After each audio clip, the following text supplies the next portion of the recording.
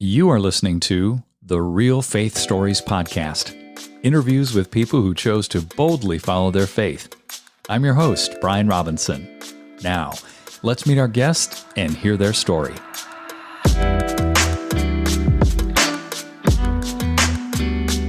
Steve, welcome to Real Faith Stories. It's exciting to have you on the program today. Pleased to be here. Well, Steve, you and I have known each other for, I think about 10 years now, plus, right? Yeah.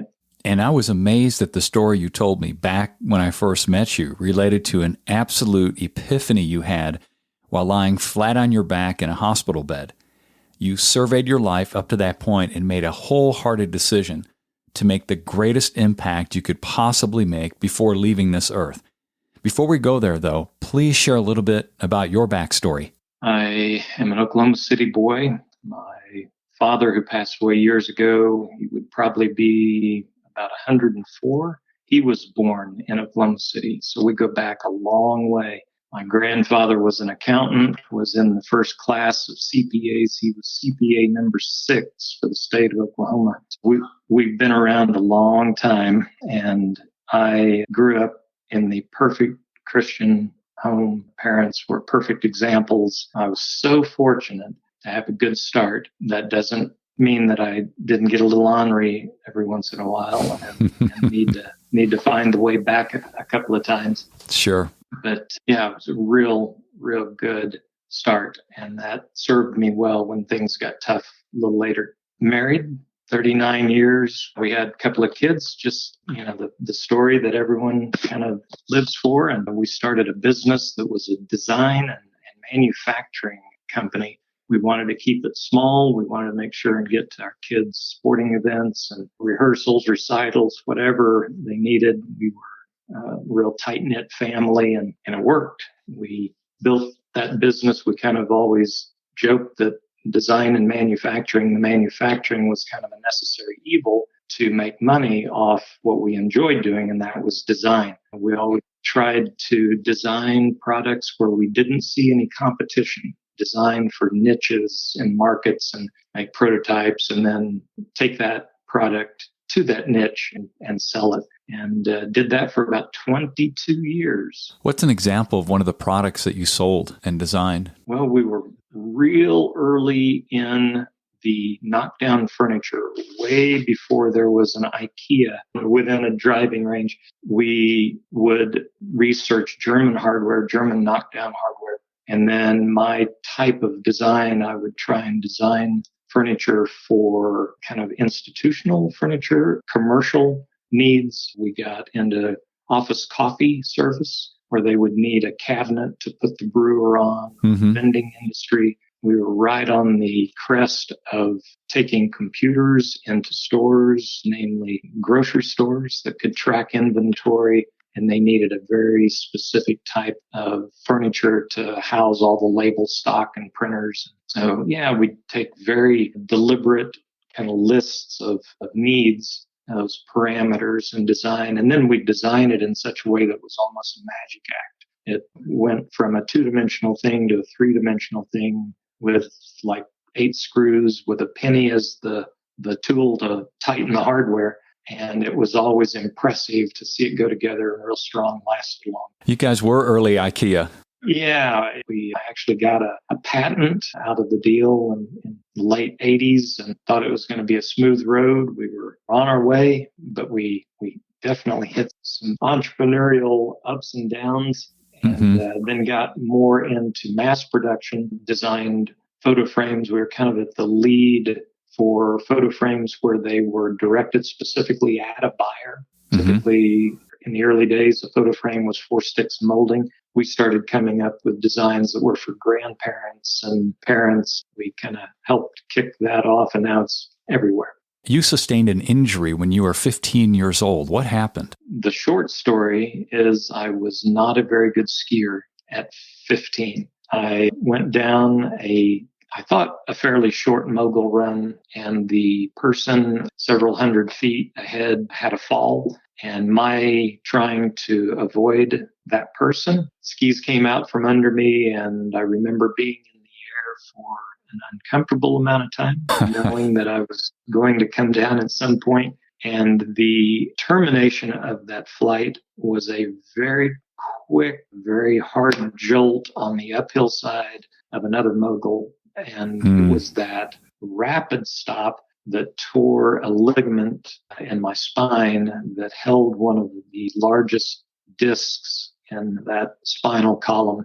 And it was several years before MRIs were even invented. So no one could really figure out why I was in so much pain. I looked okay in x-rays. I didn't break any bones. But from that point on, it was a chronic situation. It was like having a sprained ankle that never heals. If I stepped off a curb wrong, I would be flat on my back on ice for a couple of days. Oh, my. So started having to let certain athletic things go to the wayside, started going much more low impact, and went from baseball to tennis to fly fishing and worked all the way down to not much at all. But that finally caught up with me. At 40, I was having difficulty getting up and down off the floor and still had fairly young kids and should be active. And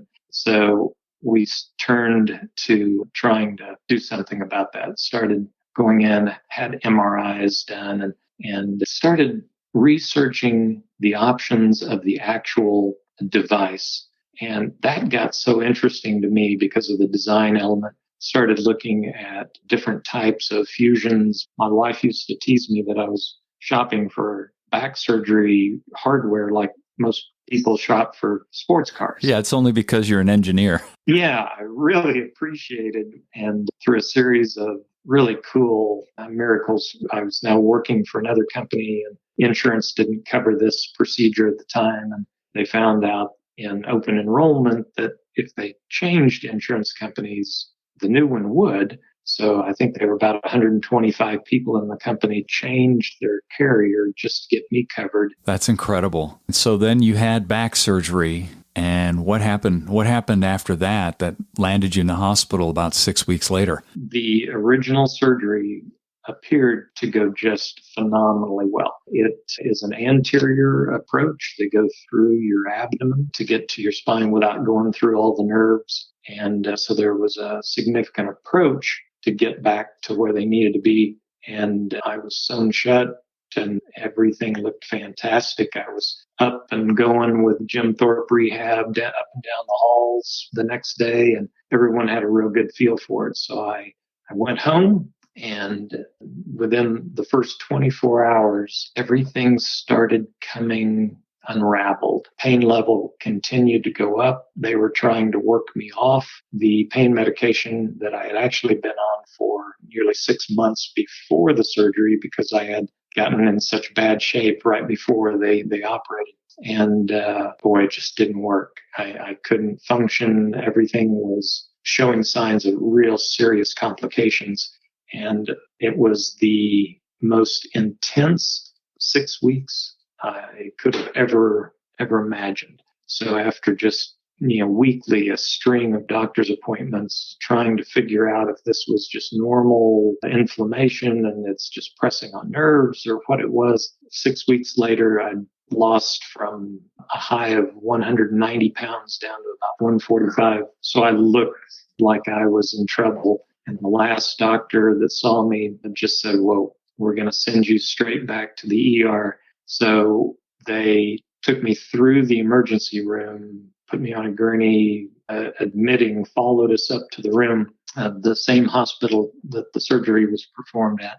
And of all the crazy things, I was wheeled into the same room I'd been in 6 weeks earlier. And that feeling of being back there, not knowing what my near future held, I felt like in that moment that, maybe I'd designed a lot of things, but I hadn't designed anything that had purpose or meaning or helped someone. My daughter had a few years earlier sponsored a little child through one of the great organizations that does that. And it was such a big deal to her that she put the picture of that little sponsored child on the fridge. And that was the immediate image I had being rolled back into that hospital room, that I'd never helped a girl like that.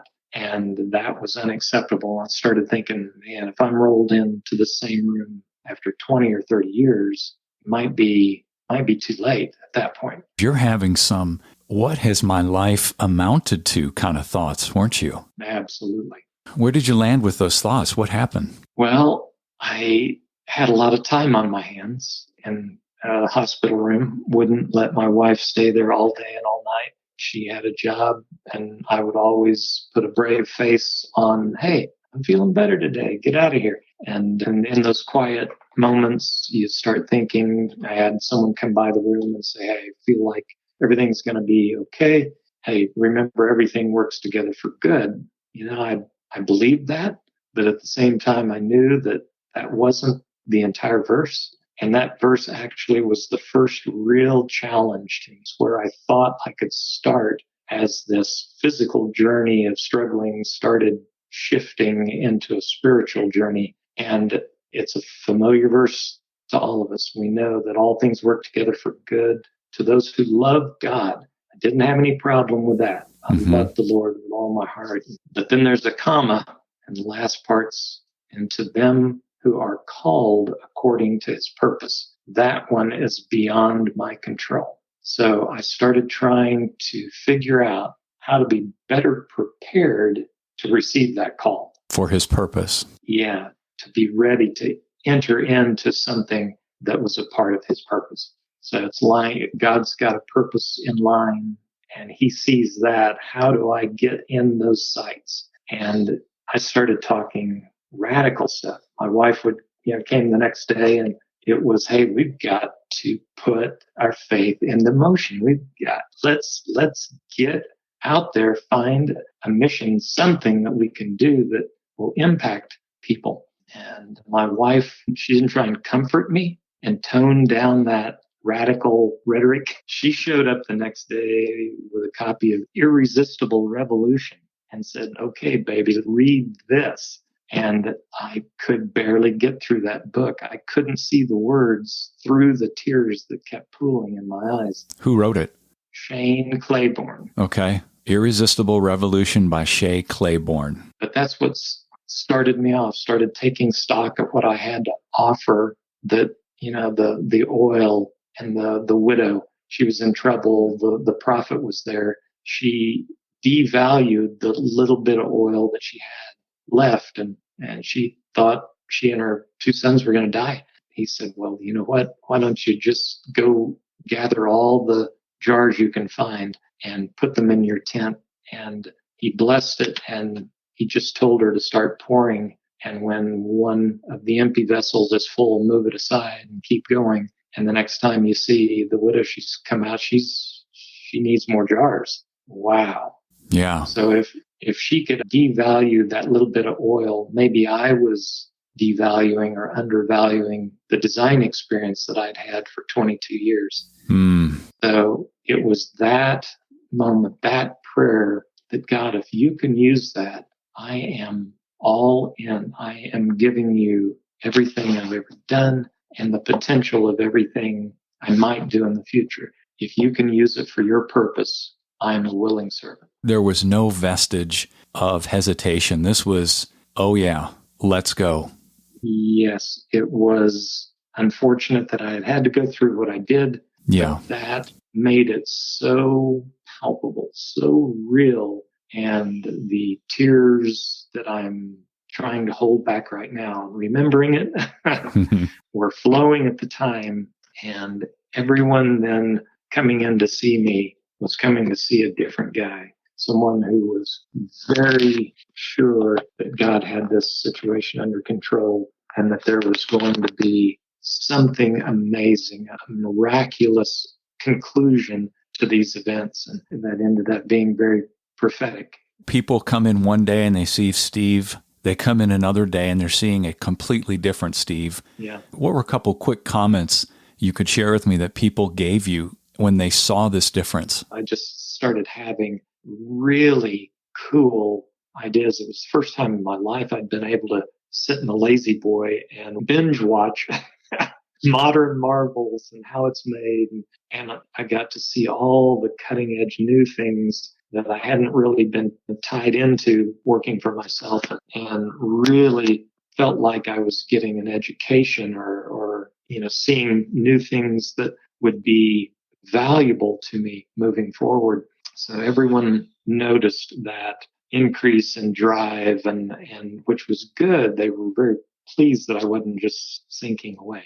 So you got out of the hospital, you start to recover, and then something happened with respect to your work. Tell me a little bit about that. I went back to work, and all of a sudden it didn't have quite the interest or the allure. The problems that we would try and solve there were so small compared to what I felt like I was being called to solve, and really felt like I needed a vocational shift. I kind of thought it through in my head that I could start knocking doors on more traditional nonprofits or organizations that kind of have solution-oriented things for community in their focus. So I went up to my desk and took that first step of faith that I was hearing from God correctly. Do you remember desk calendars, the big pad of paper?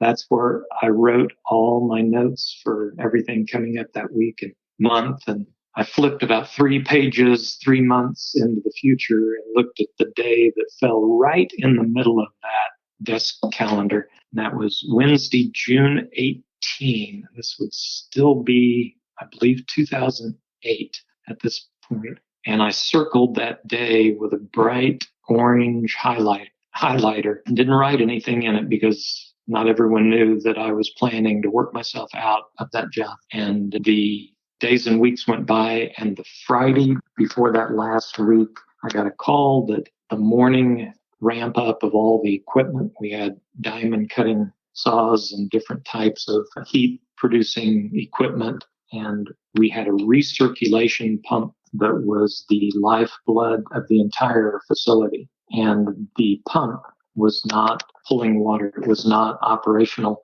and it had shut down everything. And I said, that's a lucky thing that, I'm still here, because I know a guy that knows everything about pumps. I didn't know anything about pumps, but I knew a guy. And I called a friend.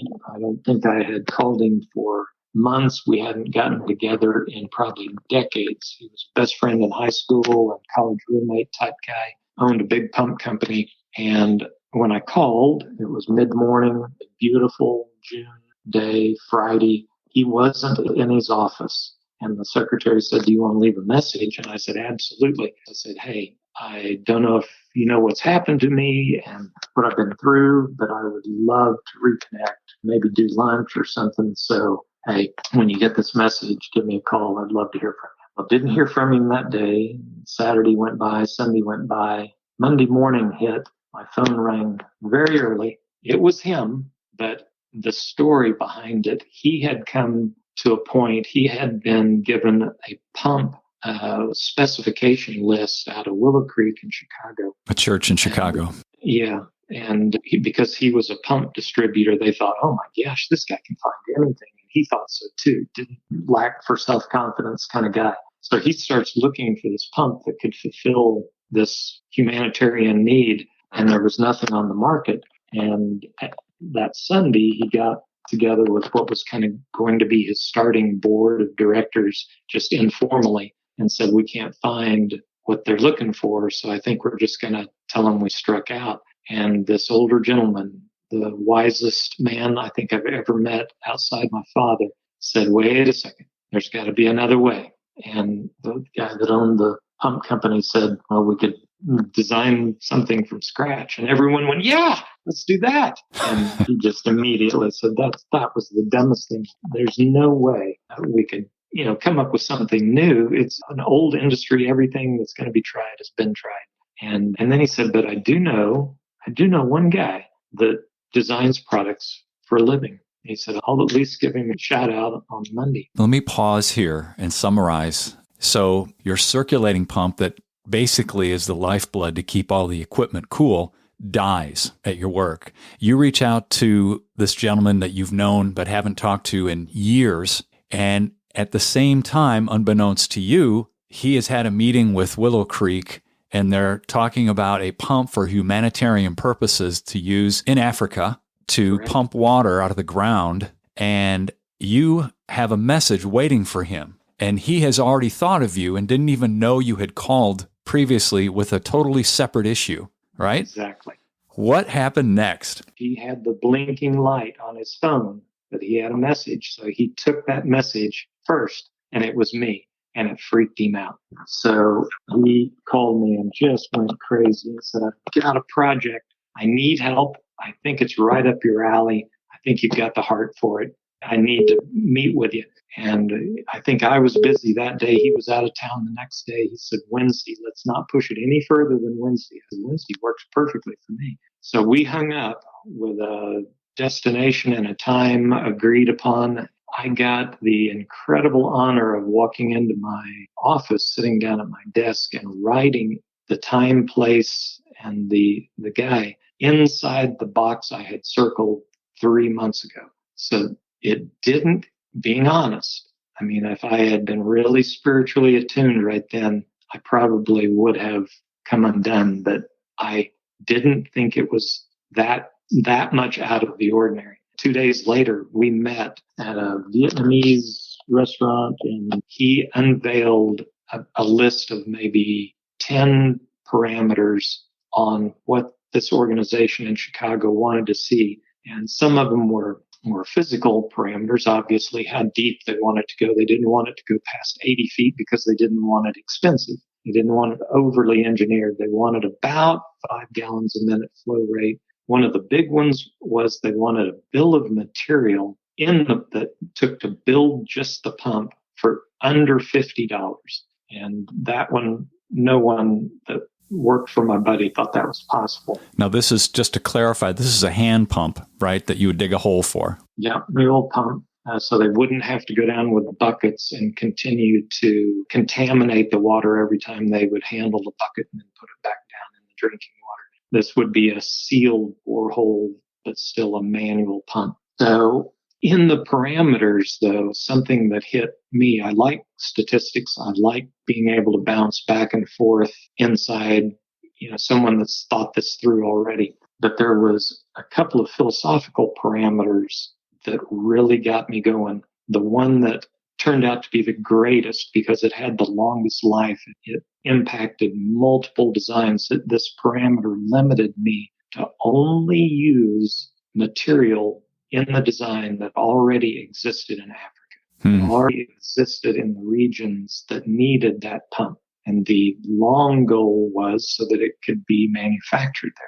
Just some fantastic forward thinking. We're talking 13, 14 years ago. This was crest of the wave, radical, solve the water crisis through commerce. What? Creating jobs? That was new stuff.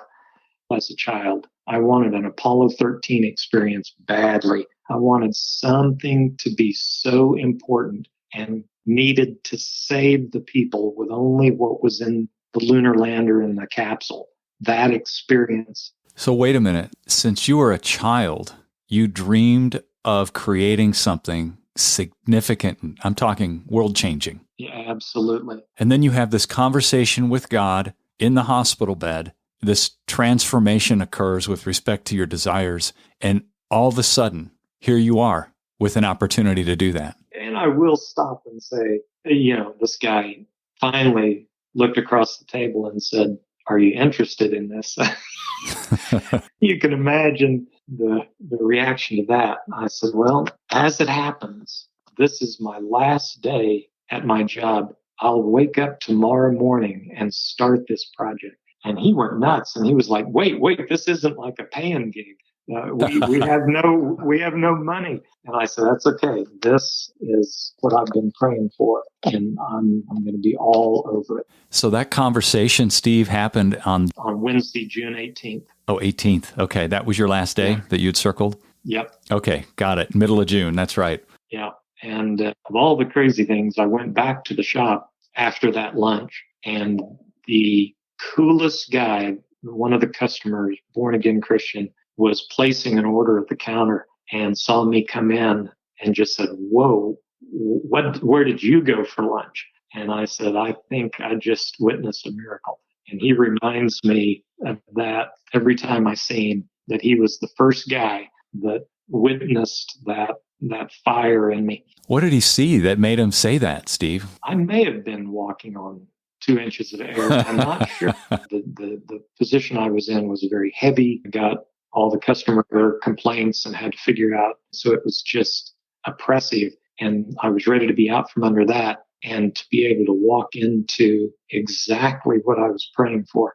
And instead of me finding that person or being able to brag that, hey, I figured out which organization could use me best. No way. It came to me. No man can boast. So it really felt right. So I was definitely on my toes when I was coming back in that building. Let me shift now. And you went on a quest prayerfully to fulfill the obligations that were set forth by this team from Willow Creek to create this pump, right? And be able to source these components in country. And you went through quite an arc in terms of trying to get the answer to this. What was the breakthrough in the research that you did that was like the ultimate aha moment for you? Yeah, not only had I never purchased a water pump, didn't know how to read a pump curve, never worked with PVC pipe on that list of materials that I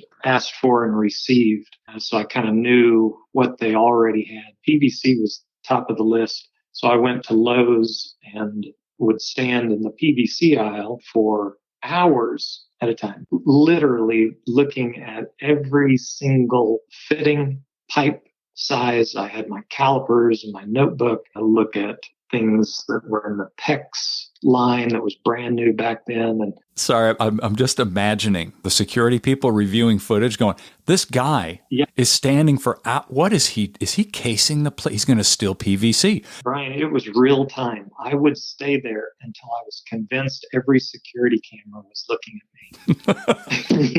The same guy would keep walking by. Are you sure you don't need anything? And after 3 hours, because I was on a super tight budget, I would walk out with, $5.67 worth of parts. And I would go home and try and do something. And the first thing that I did was this guy put me under some sort of challenge. I think there was a time challenge. So I wanted to do something really quickly. So I just kind of imagined cutting the inner tube out of a bike. I knew they had inner tubes.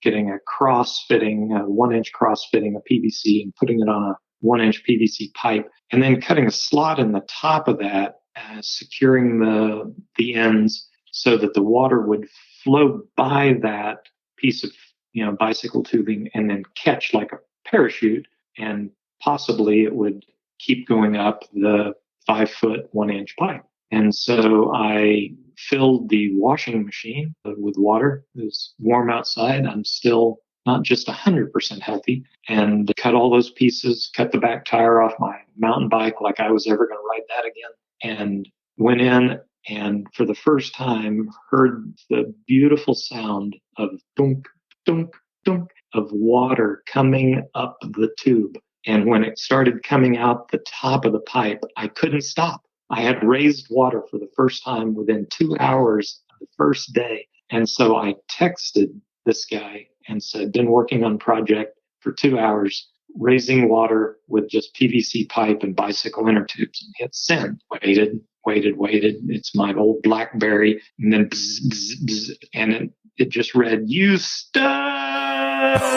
And that was the initiation to get him excited that I felt like it was possible. So I started researching everything I could. I was obvious fan, followed Leonardo da Vinci when I was young and up through college years, and read books and looked at all of his drawings and paintings, and traveled to Italy and to see his works in person. And so I pulled a Da Vinci book off the shelf because it kind of hit me that there was one weird design that was real out of the ordinary. And sure enough, it was a water-raising device where he had an air pump on one side and it would open and close a valve inside a wine flask down inside the well, and that would incrementally raise water up a tube on the other side. And I thought, what a fantastic way to start this process. So I went and bought all the components to reproduce the Da Vinci design in modern materials,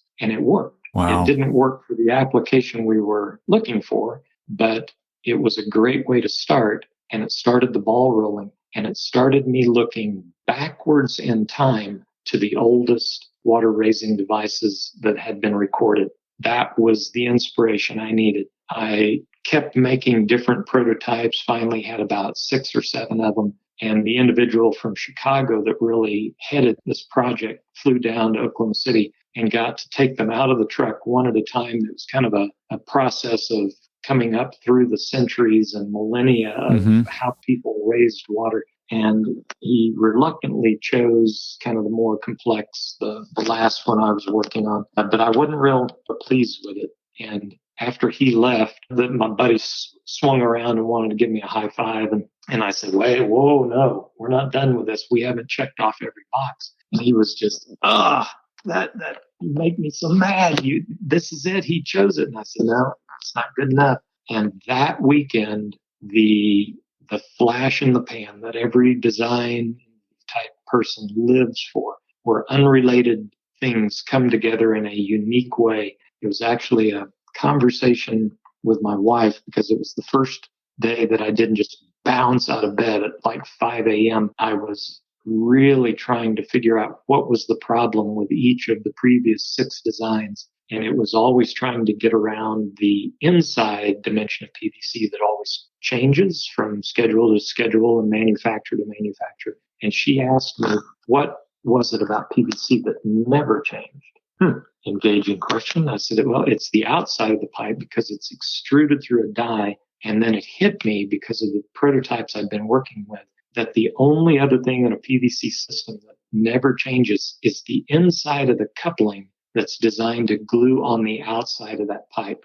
And all of a sudden, I had a way to nest an 1.25 inch coupling and pipe inside a 2-inch pipe and bridge the gap between the outside of the pipe and the inside of the 2-inch coupling. And it pressurized the water. I went out on my back deck, made the first real rudimentary prototype in about 30 minutes, went out on the back deck and shot water over the back fence. We backed up to Coltrane, the road, and shot it further than I've ever thought possible. Every hair on the back of my neck stood up, and I called the guy and I said, okay, I need to come down to the shop. You need to meet me there. I've got one more design to show you. And went down, demonstrated it.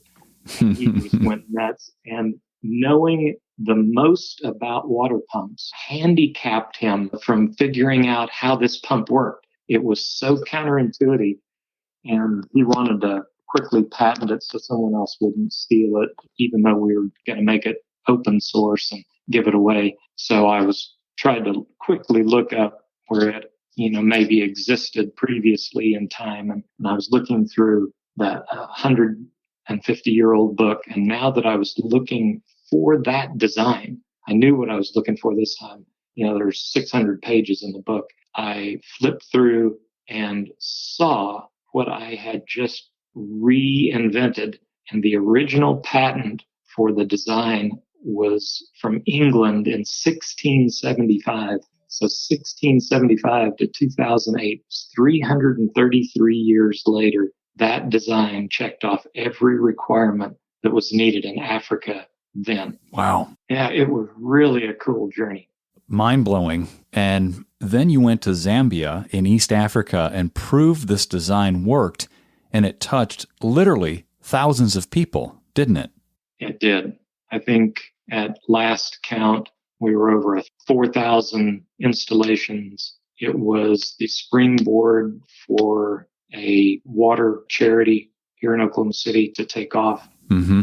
It is now being repurposed. It is sliding from only being used in developing countries to being a true solution-based opportunity for emerging regions where it's not single communities that have one or two of these pumps. It's single family units, and the water table is just perfect for it. This can slip into the existing casing as the water table drops out from under suction pumps, those bottle pumps that you see everywhere. Those are being rendered useless because they rely on the atmospheric pressure. So once they drop out from under the ability to pull suction, something else has to go in that pushes water to the surface. And that's what ours does. So it's about to have a new life or a new use. And we are gearing up and looking at maybe 60, 90 days away from that happening. So excited about that too.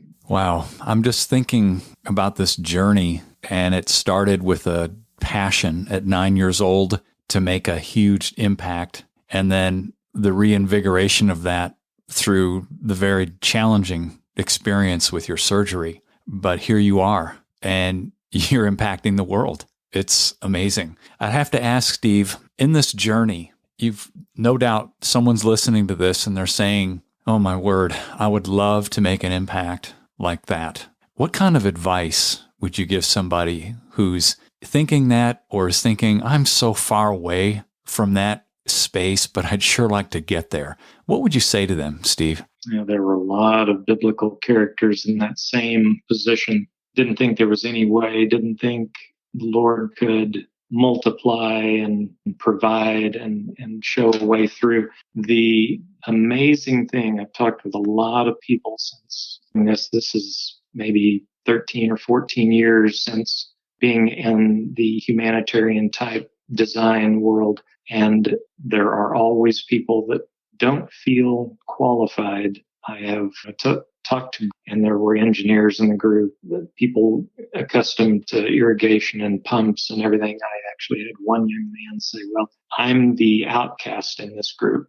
I'm a business major. I said, well, the guy that doesn't think he belongs in this room might be the most important person here. That it was the business approach. It was truly solving problems long term. And we wanted to get him involved and get his perspective. So it's typically the people that are overlooking or undervaluing something that God has given them. You were saying that the person in the room who feels the most unqualified oftentimes is the one who is ultimately the best qualified. Yes, and saw that time and time again. Very meek and mild guy that went to Togo, a group of about 10 or 12, very introverted. And if they're more introverted than I am, that's really introverted. And I was kind of talking with each individual. I would only be getting about 4 or 5 of the people that went on the trip for the well drilling portion. I finally talked to this older gentleman, and he said, well, I'm just a geologist. You're just a geologist. Yeah, I deal with, and he said a couple other things. He was the perfect person. He took all the statistics and told us what we were digging through and mapped out everything. Oh my gosh. So it's the people that really have a hesitancy. I think it's just praying for the boldness to accept that, hey, I'm not going to undervalue my gifts. I'm not going to undervalue what God's blessed me with, and I'm going to try and use them for the greatest good for His kingdom, His purpose. I love that. What an incredible takeaway for everything we've talked about. What is the best way for someone to find out more about what you're doing, Steve? What's the website? AlliedH2O.com. Okay. AlliedH2O.com. That'll be in the show notes. Well, as we finish up here, Steve, I'd like to pray with you for our listeners. Yeah, perfect. Let's do that. Father, thank you for what you did in Steve's life, for the vision you placed in him as a child, and the way you brought everything back, and how you've answered this heartfelt prayer to have an impact on the world.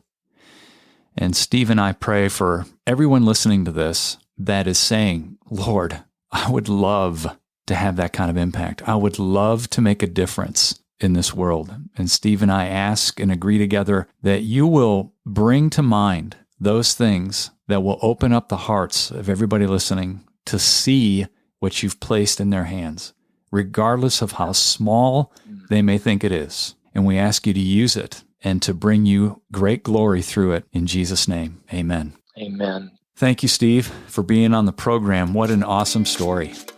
Hey, everyone. Thanks for listening. Please make sure you subscribe to the show and share this with someone you believe would be encouraged and motivated by these stories. Until next time, I'm Brian Robinson, reminding you that the greatest decision you could ever make is to ask Jesus Christ to become the Lord of your life. If you haven't done that, read Romans chapter 10, verses 9 through 11. Thanks again for listening.